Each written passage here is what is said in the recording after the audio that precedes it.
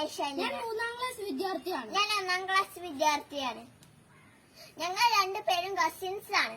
ഞങ്ങൾ ഇന്ന് ഇവിടെ അവതരിപ്പിക്കാൻ പോകുന്നത് വൈക്കം മുഹമ്മദ് ബഷീറിന്റെ പാത്തുമ്മയുടെ ആടെന്ന് പറഞ്ഞ കഥയിലെ ഒരു ചെറിയൊരു ഭാഗമാണ് അവതരിപ്പിക്കാൻ പോകുന്നത്.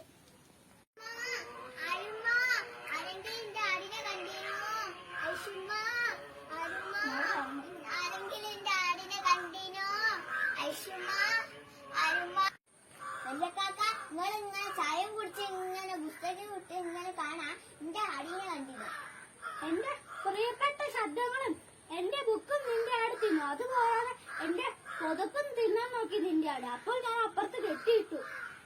നിങ്ങളെ വെറുതെ ഓരോന്നും പറയല്ല. എന്റെ ആട് അങ്ങനെ ഒന്നും ചെയ്യൂല. എന്റെ ആട് പാവാ. നെല്ലക്കാക്ക ഒരു കാര്യം പറയട്ടെ. എന്റെ മോളില്ലേ ഖദീജ, ഓൾക്ക് വേണ്ടിട്ട് ഒരു ചെറിയൊരു കമ്മല് വാങ്ങിക്കൊടുക്കോ. ഞാൻ വെള്ളിയുടെ പൊന്നു വേണോ? എനിക്ക് നിങ്ങൾ ഒരു പൈസ വേണ്ട. വെള്ളിയുടെ പൊന്നു വേണോ?